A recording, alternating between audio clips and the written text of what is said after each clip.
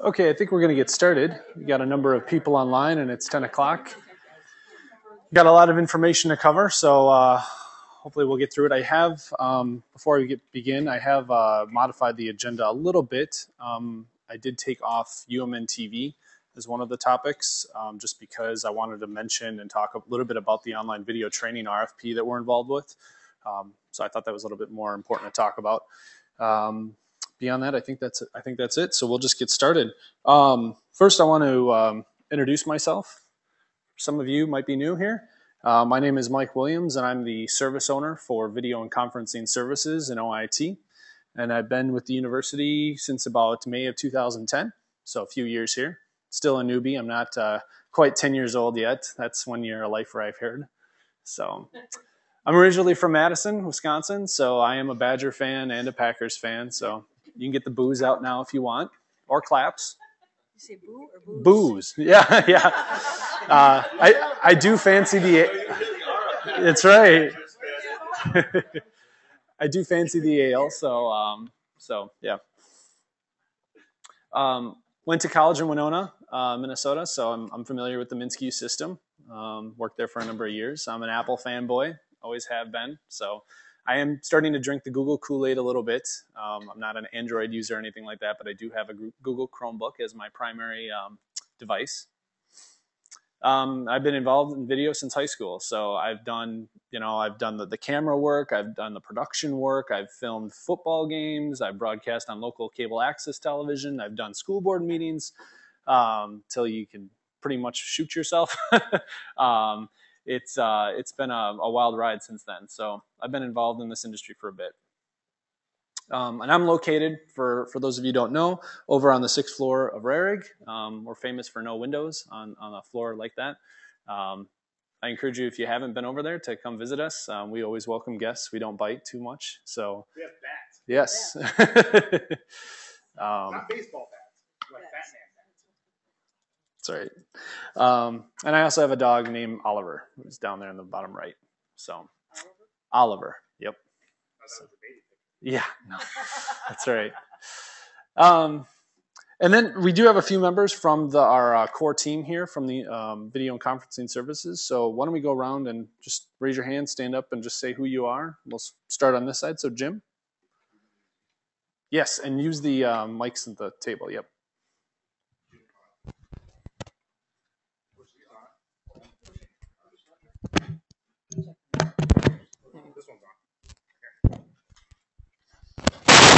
Oh boy.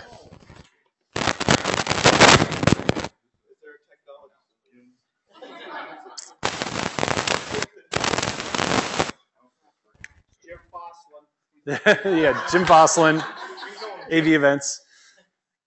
Hi. See, it works for me. I guess I have the magic touch. My name is Matt Carner. I'm with Video Conferencing Services. So if you ever need to have a video conference with anyone, give us a shout.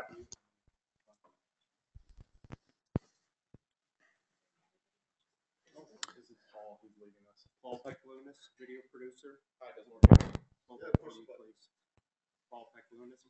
Paul Pecklunas from video. Apparently has to be sitting directly in front of this. Oh boy. Well, good thing we've got the director of OCM here. Somebody open a ticket. Oh boy. Lynn Weiler. Lynn Weiler. Mike Grady. There we go. Alex Anderson over here. Yes. Hi. Systems analyst. I work on new tools and stuff.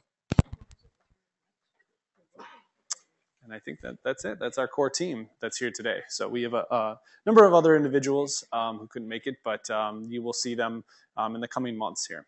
So as a group, who are we? So what we've done is this is our university media community.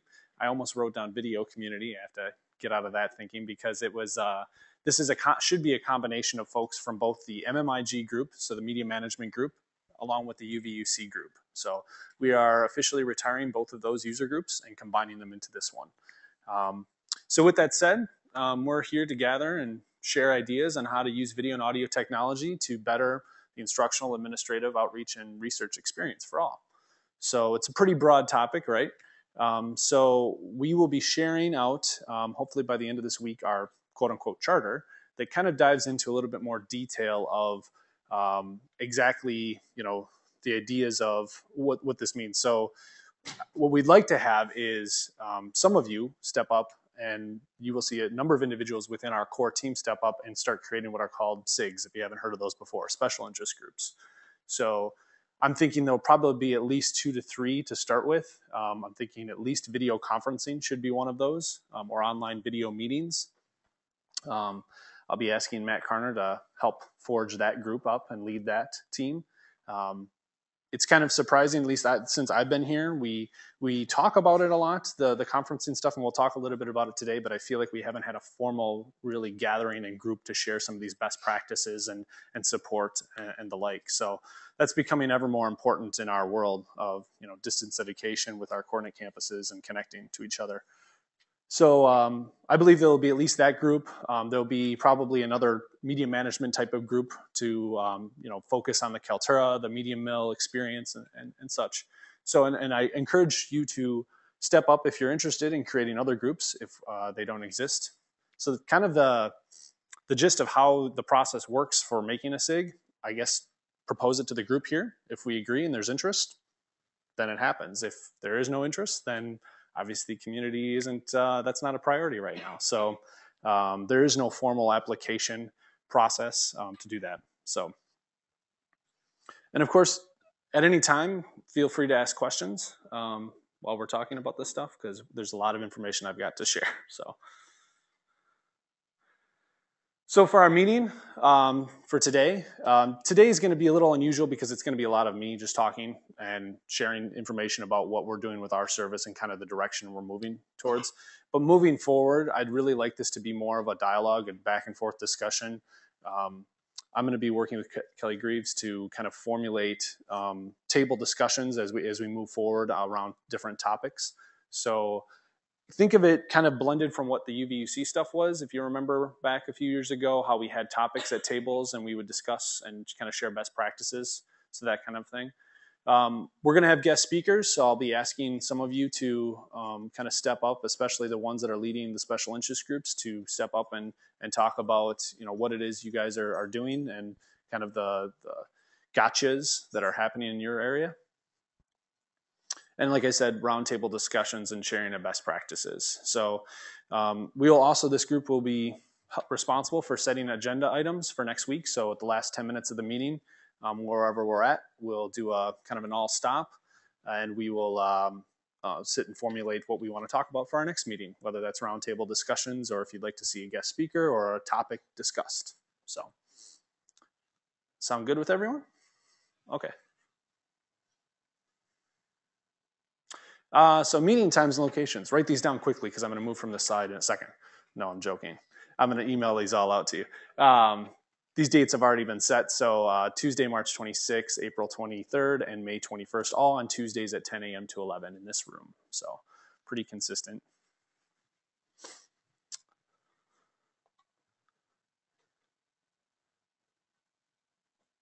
Okay.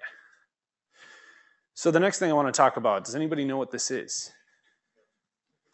What is it? B1? Moral? No. Maybe not a location. Like this doesn't exist on our university. Let me tell you that much. But this is what you would call a soundstage. So this kind of helps lead us into the discussion of where we're going to be taking production kind of moving forward.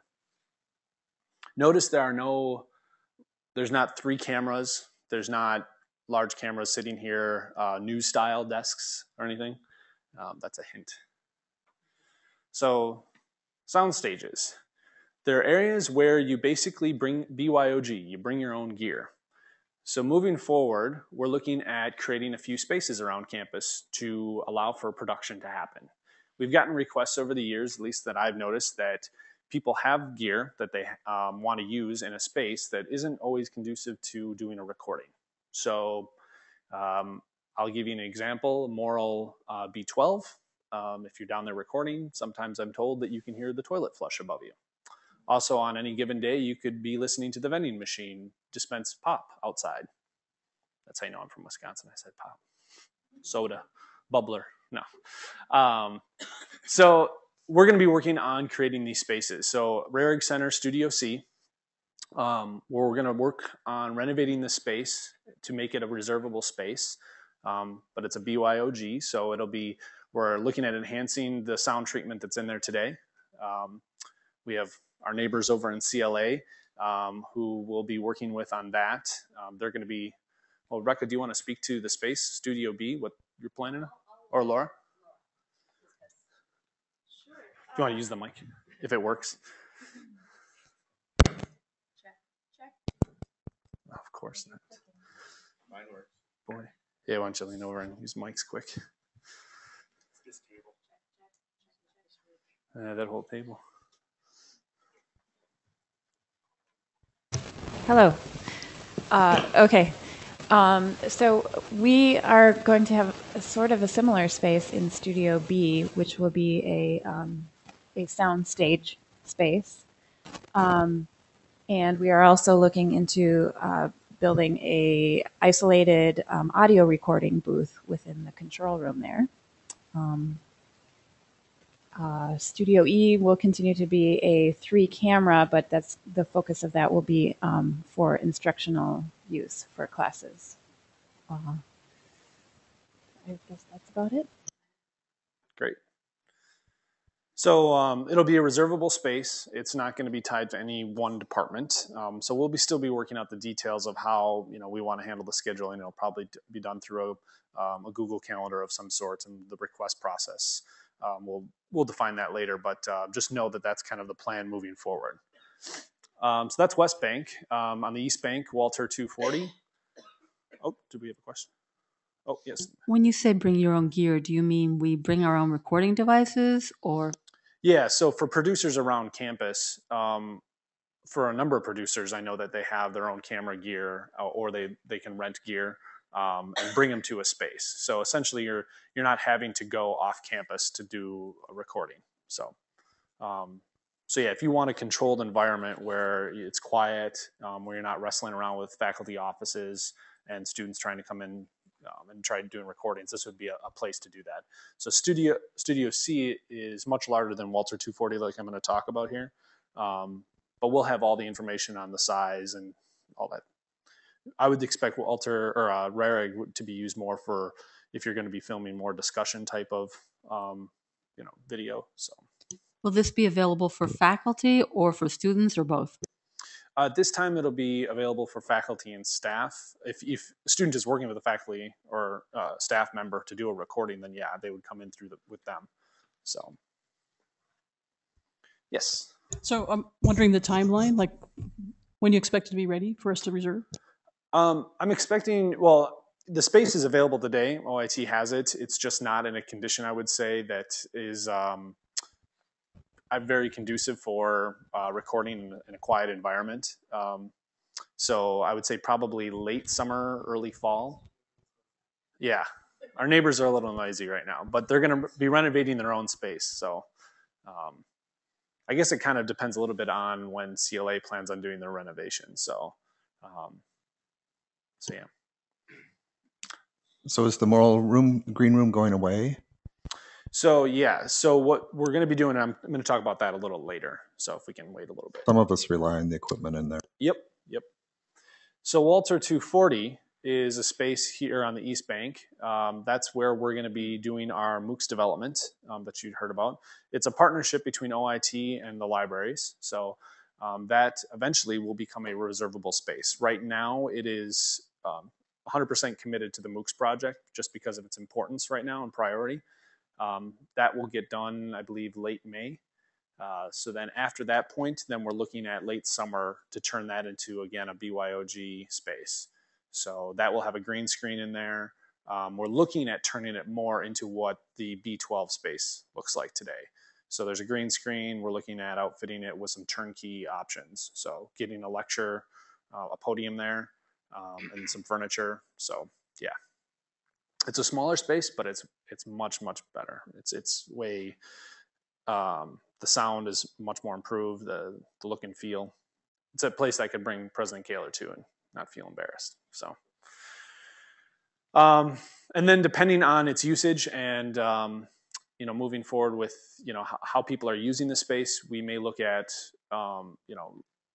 looking at other spaces that we can turn into a space like this into a sound stage. So I don't know that B12 is going to be that space or not. We'll have to evaluate that. So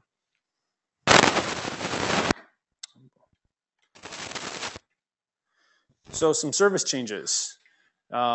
We announced this last Friday. That's okay. Video production services is moving to University Relations. So what does that mean for all of you? It means that University Relations will be aiding in finding the resources and providing the consultation that you would have gotten with OIT via Paul and Dave Lindeman. And they will be providing that service, that consultation piece to complete the production.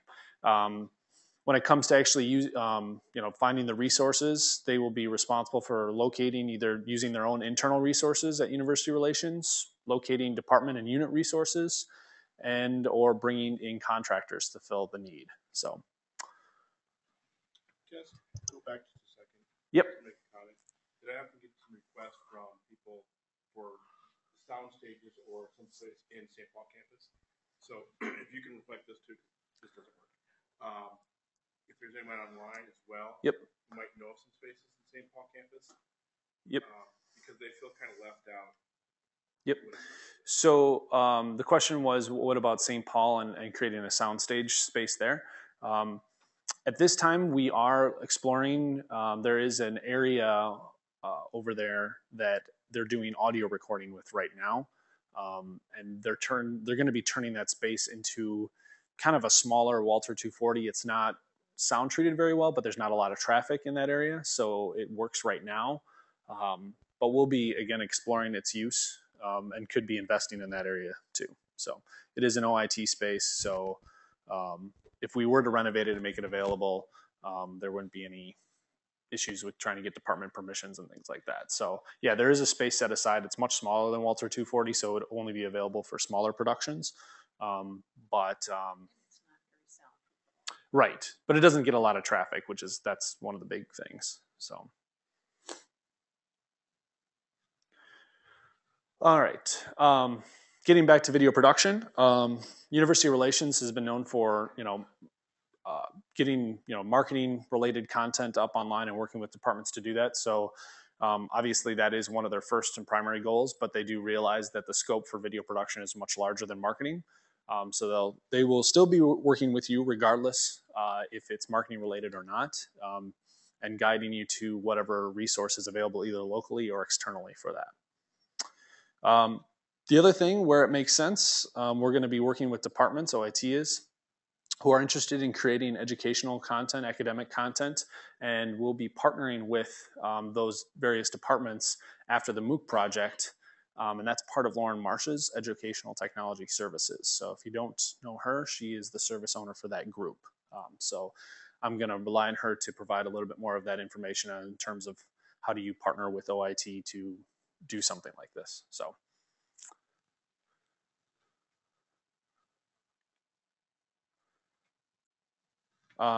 With that said, video production sounds pretty generic, and it is. So one of the things that I'm struggling with that I'm going to rely a little bit on this group for some guidance on is kind of explaining the need for, there's video production in the sense of you need to create 3 to 4 minute videos for outreach or whatnot. But what do we do about, are we still going to support, Connect meetings, media site, and live streaming? We are still going to support those technologies. We're still going to provide that service. So if you need to have a Connect meeting recorded and broadcast, you can still use the same request process that you've always used, going to our AV Events website and requesting. And we'll guide you on whether or not it's appropriate for Connect media site or live stream. So we'll still be supporting that piece of the service. We just won't be the guys out there with the big cameras, 3 to 4 camera shoots for a graduation or whatnot. And we'll go over some use cases here in a second, what I mean by that. So some use cases, graduation, I just mentioned, is one of them. This is a request we got in right away once we kind of made the switch last Friday. So for graduation, again, you would contact University Relations. They would walk you through, here are some contacts or some contractors you can work with and hire outside. And then OIT would be providing that live stream for your online audience. So it would still be provided. It's just not going to be OIT doing the production piece. Same thing with let's say you have an outreach event. For that, you can go through University Relations. They'll probably end up just passing you back, depending on how large the event is, to OIT, especially if it's a small type of event that can be supported with one camera using Connect or live stream. So. Mike, I'm a little confused. All of these bullet points is what you still do or what University Relations does? We're walking through just kind of who would handle it right now. So some of these we would, like the next one, the bullet point 3, we would not. So if there was a 3 to 4 minute department administration video or admission video, that would be something that would walk through UR. So they would either do that for you, they would find a local resource to help you out to do that, or they would get you in contact with outside contractors to help you with that. So. You may just want to clear up, these services should be very well lined out who does what on the website when it's updated fully. So you don't have to kind of remember what we discussed in here. Yeah, and we'll try to outline as best as we can, but a lot of it's going to be a case by case. And that's why I encourage you to contact University Relations first, because they're the ones. Paul is moving over to University Relations, so he'll probably be one of the main points of contact for consulting on what would make sense. We don't like to, pass you back and forth between different departments. Unfortunately, it's probably going to happen in the beginning here. But the idea, and I'm trying to communicate this to you so that you can communicate this to your groups, is contact University Relations first, and they'll be able to guide you whether or not it's a local resource you need, it's OIT you need, and whatnot. So. And just so you know, we did email out all of our clients the last year that we've worked with. So there was about 70 of them that got messages on all of this and on the process and where to go to contact. So if you've used our services in the past, whoever made the request, they've already got the information. So system-wide campus meeting, again, same thing, contact UR. I'm guessing what'll probably happen is they would probably contract out, especially if it's a large meeting. Let's say it's State of the U, which is coming up this Thursday. They'd probably contract out the resources out, and then OIT would be called upon to do the live stream piece. So, and then department speaker series, we get this a lot. Probably the same thing as that last bullet point. So, depending on how large it is, how many cameras, and what kind of how complicated it is. Any other questions? This is kind of our big service change for us. So this happened through the alignment process that President Kaler announced. So again, remember HR, communications, IT, they're all going through alignments to better utilize our services. So while we're aligning 72 help desks across the university, this is happening now for communications. So.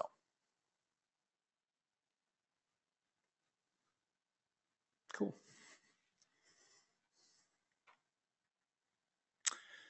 AV events. So Connect, the thing that you should just know right now, we're evaluating kind of where we want to take this technology moving forward. We've gotten requests, how come we're not moving to Adobe Connect 9? We're on 7.5. It's pretty old. So we're going to be exploring kind of what features you all need. Do you need to have video as a little video box in the bottom right-hand corner, or is it good enough just to have the presentation and the instructor's audio? And do you need to record everything? How long do you need to retain stuff? So how big is privacy in your area? So we're going to be going through these. We're evaluating the big ones, obviously WebEx, GoToMeeting, which I'm using today. So hopefully it's working out pretty well. I did an audio test earlier, and as I was explaining to Jeremy, the latency, or the time it took for my voice to go to and come back on my phone, was so short that it was causing feedback on my phone, which was pretty incredible, I think. So we'll have to gather. So the online audience out there, I'm not looking at your chats right now, but hopefully I've been checking in, and hopefully everything's working out for you, and I'd like to get your feedback when we're done with this. So any questions or concerns around that? Yeah, Jim, go ahead. So I hear some concerns on people, especially in extension, who use Connect very often without any help. That any kind of change that might happen, that their use cases are considered. Sure. We'll talk about how decisions are made and governance in a minute here on how we want to move forward with this. But I'm just kind of making this, putting this out there that we understand that there's frustration with Connect, and we are actively looking at alternate ways to do this. So it could also mean we just upgrade to Adobe Connect 9 too. So that's not off the table. Can I just add? There's also people who don't have frustration with Connect, and it works perfectly for them. There's some use cases, of course, with over 200 people in the meeting room, but some people use it and are perfectly happy with it. Mm-hmm. Yeah, the other thing, and Jim brought up a good point, the other reason why we're looking at this is because of the licensing of Adobe Connect. Right now, we are limited to 200 seats in Adobe Connect, and that's across the entire institution. So if you fire up, like today, we are using, I think, 15 seats or something probably online. A number of these meetings gets together, with the Enterprise System Upgrade Project and the other ICOPs that are out there and the formal COPs. We chew up our numbers pretty quick. So the last couple of months, we've been pushing 80% utilization a couple of times a week now. So we need to make a decision. Do we continue to invest in Adobe Connect the way that it licenses? For instance, I can tell you the other solutions, WebEx and GoToMeeting, they have very different licensing. They don't license on attendees. They license on concurrent meetings. So it's the attendees isn't the problem. It's concurrent meetings, where Connect is the opposite. It's the how many attendees do you want? Doesn't matter the meetings. So again, we're evaluating that. So there's a few pressures that are making us look at this. The other thing that you should be aware of that I've been working with our folks on is the kind of our service area for AV events itself. So if any of you have ever requested to have a Connect session recorded, you would see one of our guys, Jim's one of them, Tim Anderson's another, that would roll a cart out and we would do the production for you. Today we're limited by 3 of these kits and the number of people that we can have. So in any given time, we can only have up to 3 meetings that OIT supports using these kits. So how do we grow that service without exploding costs in both hardware and people? Well, one of the things that I know that we have looked at in the past but haven't been very good at it, but want to expand on, is this idea of consulting with you. So going out and training your folks on how to do a Connect or an AV event type of thing, whether it's GoToMeeting or WebEx in the future, and working with you on what type of hardware do you need as far as audio and video. What are some of the best practices around having the presenter repeat questions? So working with your groups on basically expanding the service and having you kind of take charge in that area. So we know that not everyone's gonna do this, but we do get requests every once in a while for folks to, they're just interested in doing this themselves. They might have the student workforce to do this, and they want to take that on. So we're looking at expanding that piece of the service here. Anything else? Nope. Online video training update. Well, this topic is partially my fault. I'll take responsibility for it. So this last summer, there was an email sent out from the Web Standards Group. If you're a part of that, you know what I'm talking about. They asked, is lynda.com worth investing in? Should I buy an account? And there was about 20 emails back and forth. And then I jumped in and I opened my mouth and I said, what do you think if we just get together and we just license this for everyone? Because it sounds like there's a ton of interest for this. And then about 50 emails later, and now we're in an RFP process. So I'm going to try to keep my mouth shut moving forward on some things. So we're finishing it up. Usability testing was 2 weeks ago. Ironically enough, I'll be honest with you, both tools that we looked at, if you attended the sessions, the public sessions, Atomic Learning and Lynda, did not score very well in usability at all. We were looking at it as a just-in-time learning tool. It is not a just-in-time learning tool from what we can tell, at least not the interface that they provide today. So we're in the middle of contract negotiations with both vendors right now, and we're working out some creative licensing.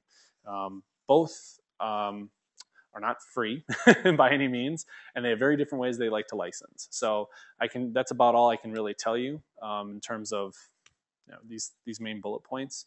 We're working with some groups right now, CLA and CDES, to find out, get some numbers of students that they think they would be interested in licensing. And yeah, just a show of hands here. How many people use Lynda or Atomic Learning? Okay, so about half or so. Okay, how many people here just use Atomic? No, all Lynda users then, or is there? Are they using a different? Are you using a different tool? Okay, good to know. We should have that wrapped up, hopefully, I'm hoping within the next 3 weeks. We have a meeting Thursday to discuss the next step. So, video conferencing. We have a new West Bank video conferencing classroom now. Video is the priority for scheduling, so it's not tied to any one department because it's through the Office of Classroom Management. So you'll schedule through them. It can be used for meetings and classes. It's located over in Humphrey, room 20, and there's a little picture of it. So I think this was a great collaboration between Jeremy and my group. Jeremy Todd's the director of Office of Classroom Management. And so, the what? Really? Oh, yeah. They're the ones that needed the space. Right. The catalyst, yes. So, yeah, go ahead and work on, booking it. I don't think it's used very often yet for video conferencing anyway. We will be doing an orientation for the professor hopefully this week or next, right, Jim? So we got one class He's in there. starting mid-semester, his class with Ohio State, Illinois, Indiana, and Wisconsin. Got it. So for the online audience, we're starting training with one faculty member that's doing distance education with Ohio State and other campuses. So the room, it's the first semester, so it isn't used quite a bit yet, but hopefully we can get some interest. I know when we had Studio C as an ITV classroom, there was, I don't want to say a significant amount of usage, but there was usage. And when that went away, that was a kind of a pain point, I know, for a number of people on the West Bank. So this kind of returns that. How many local participants does the room support? 30. Across the hall, there's 25, which is close to 60. Yeah, across the hall, there's, just for the online audience, there's a classroom that supports almost 60. So. With video conferencing capabilities, yep, however, very much like you see here. It also is priority to the Humphrey Center, yeah. Correct? So yeah, priorities to the Humphrey Center for that. So when they're not scheduling or when they're not in there, then it is available. So. Anything else? All right. Moving right along. Right about on time. All right, so media tool updates. This is probably why most of you are here, actually, I feel like. So Kaltura, MediaMill, Media Magnet, a new transcoding engine, YouTube, and Google Drive. So we have a fairly large suitcase of media tools, I would say, and this is only some of them that my group supports. So just to give you an update on where we're at, Kaltura, we've launched, that was launched back last May of 2012. And it's been, I would say, very successful. We get very few tickets on it, especially compared to MediaMill and Media Magnet. Kaltura is, at this point in its, the stage at which it's launched is inside of Moodle. So it's a plugin inside of Moodle. So if you have a Moodle course or you're a student enrolled in a course in Moodle, you have access to the functionality. It's called video assignment and video upload. And so far, I would say, I'd like to give you some numbers, but I don't have anything prepared for January here, but I can tell you we have well over 1,000 users using it today, actively using it. several terabytes of information stored up there in the cloud. Kaltura, if you don't know, is a cloud-based media management system. And like I said, today it's just tied into Moodle. Where we move from here, there's a pilot group, which a number of you are involved with in Media Space. Media Space is their YouTube type of interface. It's the interface that would replace Media Mill for managing your media. At this time, the pilot group is still working with version 4.5, and what we're dealing with are some performance issues on that. And I'm waiting to host another pilot group meeting probably in the next 3 weeks to kind of go over kind of next steps for what we want to use Media Space for. I'm going to jump real quick to YouTube. Media Space, when we first signed on with Kaltura, was going to be, again, that replacement for Media Mill for both public and private media for users that didn't want to use Moodle to do media management. YouTube, since we've launched it just a few months ago or turned it on in our Google domain, has proven that it is a very viable tool, especially for public media. Turns out half of what's in Media Mill today is listed as public. Today, we are supporting close to 80 terabytes of video inside of Media Mill. That's a significant amount. 40 terabytes of information is marked public already. Now, granted, public means that it's available if you know the URL to get to it. So it's an unlisted video. And just FYI, we have gotten a few tickets on students and faculty saying that some of their stuff is showing up in Google searches. That is because that you have taken the URL, somebody has, and put it on a publicly accessible, crawlable site. So that's why it's searchable now. So once you put the URL out there for Google to see, it's findable now. So if you don't share the URL and put it on a website, then it wouldn't be crawled. So that's to answer that mystery question.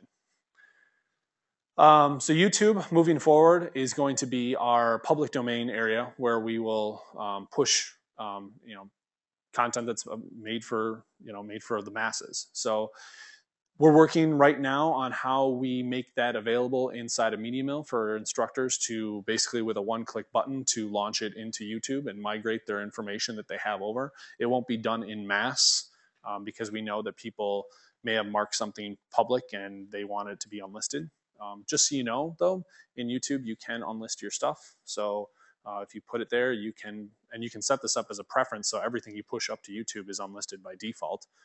By default, it is public and it is listed. So just be aware of that. But yeah, YouTube for HIPAA type of stuff or FERPA violating things, it is a great resource, especially for marketing and outreach type of stuff. So it's got great analytics, so it's pretty nice, especially for a free product. So go ahead, Rebecca. You can also do captioning. Yep. You can also do captioning on there on YouTube. So it's got some built-in stuff that kind of works, but you can also upload your own caption files and add that to it. So. Sorry,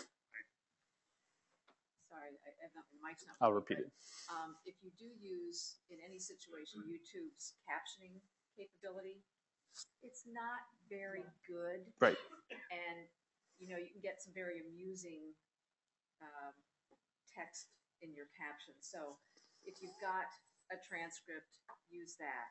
And if not, read through the captions and fix them. Yep.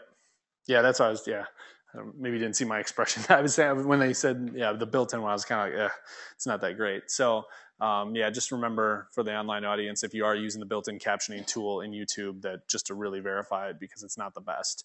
There are services out there. 3Play Media is one of them. Automatic Sync is another one that can do the captioning for you, and you can use that transcript file back on YouTube. So, there is a number of individuals over at the disability services area that are very familiar with YouTube and captioning. So if you do have questions, I would contact Tonu. Is that how you say his name? Tonu. Yep, Tonu Mick. So he is, I know, kind of the resident YouTube-y guy over there that does captioning. So Media Mill, Media Magnet continue to live on. MediaMill is starting to show its age, which is going to lead me into the next few things here. We're expanding storage today. We're almost at 80, again, terabytes. So it is heavily used. We are still getting many user requests, so it is still a very useful tool. Media Magnet also, they are two distinct tools, just so you know that. MediaMill, again, is more of your generic media management platform, where Media Magnet is really meant for lecture capture and syndicated media. Media Magnet, at this point, the use cases that it offers, I don't think Kaltura will be able to support. So we are probably going to be rebuilding Magnet, which is actually a very light application, moving forward here, probably this summer sometime. And it's going to take advantage of the next piece here, the transcoding engine. So if this is confusing in terms of trying to map all these things together, I realize it is, and I'm putting together kind of a graphical diagram of how these things connect and who gets served by what and what groups would be interested in each of these. So that will be coming out, and I'll send that out to the Google list as well. But we are building a transcoding engine, and this is to solve a use case that both Kaltura and MediaMill offer, but not in a very elegant fashion. How many people here have gone to encoding.com or have used that service? I encourage you to go to it. We are basically building a competitor to it. It's going to be a web-based transcoding engine that allows users to upload media, get them from one format to another, and then to download that video. It is not meant for archive storage, even though I know a lot of people are very interested in that. But it is basically to solve the use case of I need to get video from one format that I shot on my little flip cam, and I need it to work in PowerPoint. Or I just taped a WebEx meeting, and I got to get it on my iPad now. So it's to solve those type of use cases. It's also to solve the use case of I'm a producer, and I need to send this out to an outside agency, this file. It could be in a high-end ProRes file. I don't really want to convert it though, or maybe if I do, I want to convert it just so they can preview it. But I want somebody to be able to download that. So I want to provide them a link that they can do that with. So this would solve that use case. You can upload it. It's kind of temporary storage. Media will be available for 2 weeks, and you can send someone the URL. They can download the large file, and then after a couple of weeks, that file will expunge. So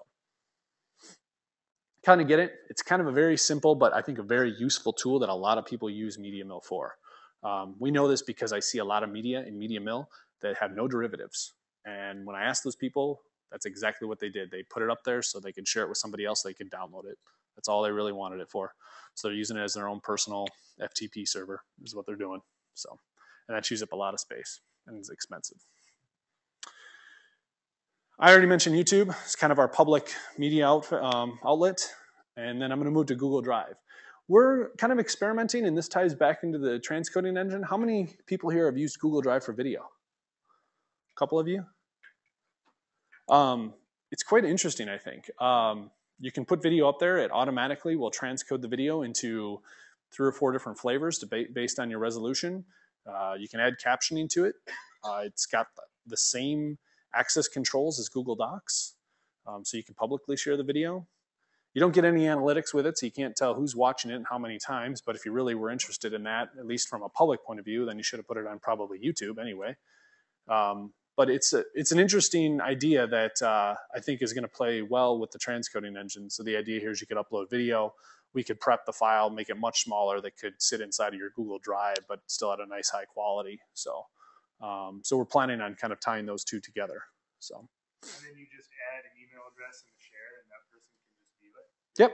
Yep. And it automatically makes the player and everything for you. So it's an HTML5 player? Yep. And it gives you the embed code and everything. So you can embed it right into your course page, and it has the same access controls and restrictions. So. Yeah, I'm sorry. Yep. So Matt was just asking if it was HTML5 compatible, and it is. It automatically will create the player for you, just like Kaltura will do. So I'm advocating trying it out. I don't see a reason why not to. I mean, Google Drive is activated and available. It's the other nice thing is Google Drive is considered a core application inside of Google, so it is under the privy of the same contract that we have for Google Docs and everything. So where YouTube is outside of the core, so there's less support for it. So go ahead, Pete. Use them, Mike. if it works. Test check. Yeah. Found that Google Drive is a really good option for using with mobile devices because there's no file size limit as to upload. Obviously, every account is 5 gigabytes, but with Dropbox, there are limitations on desktop and as mobile as well, like 300 megabytes or something. So with our student teachers that are creating these videos about themselves teaching, needing to be able to get those videos somewhere where they can store them and then quickly share them with instructors and other people. Google Drive is a great option because they can do their recording and editing on their iPad or mobile device of choice, and then upload it to Google Drive using the app that's based on the mobile device, and it works excellently. So stuff like that is a really good use case scenario for G Drive. And then of course it's like as you said, it's within the U of M toolkit, so it's really secure and easy to share with other folks. Yeah, the derivatives that it creates, I'll use the derivative term because you're MIDI-mill folks here, but the derivatives, from what I can tell, do not count against your space. It's just the original that you've uploaded. So that's why it'll be important to use the transcoding engine when we get to that point to get it to a format that's acceptable for viewing and creating derivatives from, but doesn't break the bank in terms of space that's using on Google Drive, because we know it is limited. I think that's all I wanted to say about that at this time. We are working on a few use cases, like Grady and I, on trying to simulate the idea of drop boxes for classes and stuff, so students can actually drop into an instructor's folder and then they don't have access to see other students' stuff. So. Isn't that what Moodle Cultura sort of does right now, though?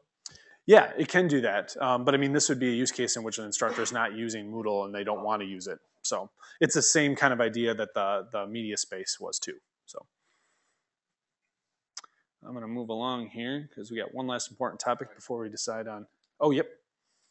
Go ahead, Ben. So you answered almost all of my questions I've been wanting you to answer, except for, do you know if we'll ever be one of the special groups that gets access to YouTube Live? So I've signed an NDA, so I don't know how much I can tell you at this point. You should just stop. Yeah. That's good enough. You can still use Google Hangouts on air, right? Yeah. Well, yeah, he wants to do just the broadcast, though, the real YouTube Live. So yeah. Governance and decision making. So you're the university. Oh, I did it there. What? Oh, yeah. Go ahead, Ron. Oh, I'm sorry. That was the other thing I dropped off there. Did you have a specific question I can answer? Just what update? I know that Jamil is working on YouTube integration for that. It will require the user to input their mobile password that you would set up on Google. So that's kind of the level of integration. So for instructors that want to do lecture right to YouTube. My group doesn't. That's in Jamil's group, but yeah. Yes. That was on Camtasia. Yes, sorry. Thank you, Jim. This is why Jim's going to lead the best practices for giving presentations and UM Connect and that kind of guidance. Moving on to governance and decision making, and I did it right here. University video community should be university media community. Sorry about that. But basically, there are two ways in which I'm going to gather, and the associate CIOs of OIT are going to gather feedback from the community. So this group, the voice, your voices, expect the ACIOs to start attending these meetings and garnering feedback, getting feedback from you. Also, we're going to be creating kind of I call that a video gang of 6, but I don't know exactly how many people there will be. But basically, I'm looking for stakeholders and representatives to represent, again, our biggest stakeholders. I want to meet monthly, and they're going to help provide me with guidance. It's kind of, think of it as a steering committee around specific topics. So those topics could be, what do we want to do? Here are 3 options, feasible options for video conferencing and webinars moving forward. UM Connect upgrade costs X amount of money in these features. WebEx and GoToMeeting. This group is going to be responsible for providing me the direction the community wants to go, which tool best fits their needs. So once we formulate this group, you will know as a community who these people are, and you can go and peg them and say, hey, this really fits, I'm in outreach and this really fits my need. Or, I don't really like this tool for these reasons. It doesn't fit my needs this way. And these people will be responsible for providing and coming together and making a consensus decision around what the community wants. And I will take that back to the ACIOs, and they will take what this community says in these meetings, and they will take what that group of 6 says, combine them, and then tell me, Mike, you've got $20,000 more funding for next year to implement WebEx. And then my team goes ahead and we implement. So it's a way for the customers to connect with what's happening in central IT and where the purse and the money goes. So that's what that group's going to be. So if you're interested in that, please let me know. If you've got the gung-ho attitude to take on and represent your constituents. Again, we're looking for probably 6 to 9 people at most. We don't want to explode it to 15 or 20 because it gets out of hand. So just email me, mikew@umn.edu, if you're interested in that. Probably be putting this group together in the next week. So.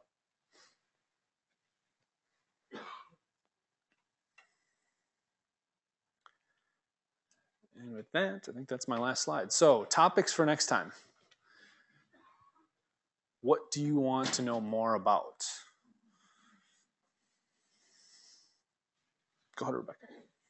Mike, I don't know if this is the right place to bring this up, but the Gopher conferencing is going away and on the 28th, and Intercall is replacing that. Who's responsible for that, and whose support for that, and is that not part of this group? And if it's not, what group is it part of? Yeah, it's confusing, I know, because of the word conferencing in my area. It's Vicki Sheehan, who is the service owner. She is for voice services. So it's confusing also because Intercall has a webinar product that they have that you can sign up for. Has anybody here activated and tried it? I have. I'm just wondering if anyone else. Jim. Yes, so there is a webinar component to Intercall's voice conferencing system, and they've activated it, and you have to go on and you sign up for it. But I'm just wondering, no one's tried it? Okay. Personally, I don't think it's that great, but I'll let you be the judge of that. That was a decision that was made, unfortunately, before, from what I can tell, before the new OIT structure happened. So that was something that was already in motion. It may fall into my service bucket at some point, but today it's Vicki Sheehan. So if you'd like more information about that, but I can bring her in and we can have a dialogue about that. We're having some issues with how to set that up and how to bill it. Okay. Yeah, she'll be able to explain that much better than I can. I don't charge for my services. Not Media Million, no.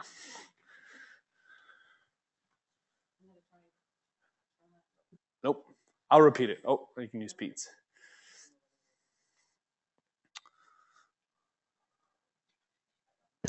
For the informal or the topics that we're going to do, how would you like us to arrange ourselves? I have a number of ideas. You could either start vocalizing them now in the next 7 minutes, and I can start putting them together. Basically, if you have a lot of topics, you can email them to me too, mikew@umn.edu, and we'll put them on the agenda. In the future, I mean, this was a lot of information because I just wanted to kind of bring you up to speed because I know we haven't met for a number of months and a lot's been happening. So I wanted to get you up to speed. Again, I'll share all the slides with you too in the recording. But I just kind of wanted to give you some information so that could kind of stir up some ideas on what we can talk about. So yeah, moving forward, it won't be like this moving forward. So if you, what's a couple ideas you have? Purchasing software together. There's a lot of interest in, I think, moving from Final Cut to Premiere, whether we can work together to do some purchasing. Also, one of the things we're doing a lot of interviews with faculty, students, and alumni, and permissions requests seem to be kind of a mixed bag. We all have kind of different forms, formats, protocols for saving them, sharing them, etc. So it would, it's the librarian in me that wants to help organize that part. Very good. Mike, I'd like to add Media Mill and or any kind of media repository support needs to be more robust. Right now, we're doing all the troubleshooting for our students and for our faculty. And like, for example, the other day we contacted Media Mill with an issue and their response was just put it up on YouTube, but it didn't resolve our problem, which was a MP4 and movie issue, file issue. So we couldn't put it up on YouTube. So our issue essentially was not resolved. Got it.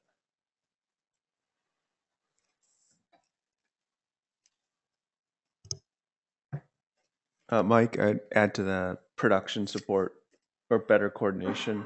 This overlaps with a lot of other communities of practice, however, so figure out the right place and the right time might be good.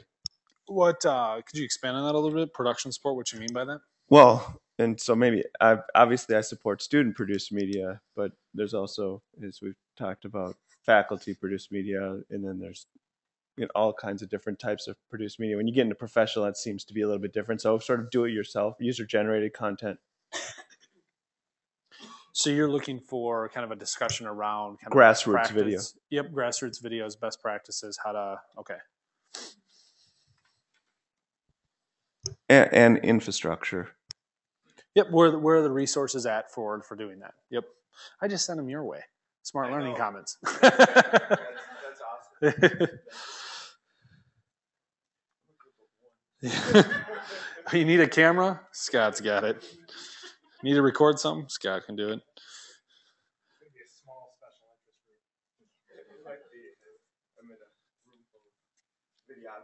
Some.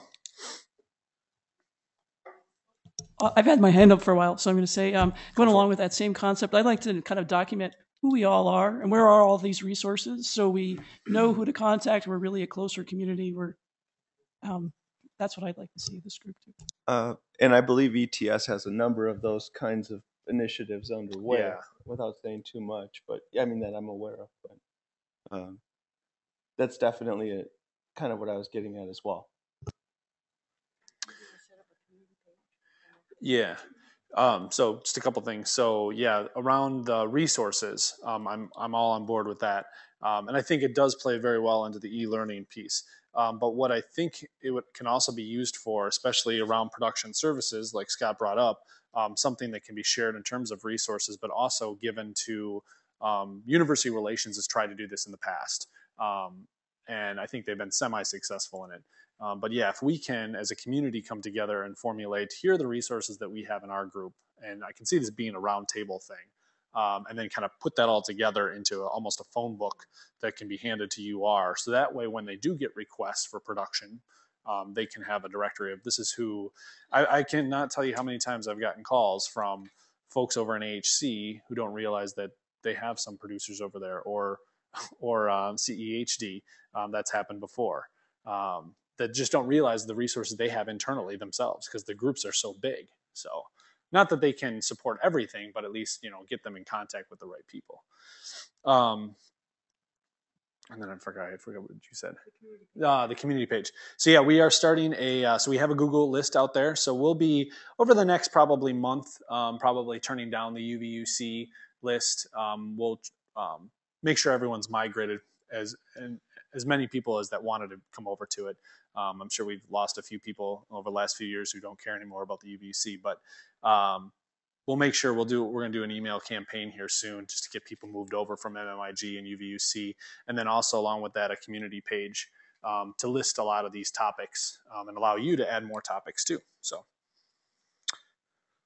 these are all really good things. And we are right now out of time at 11 o'clock. So thank you again for coming.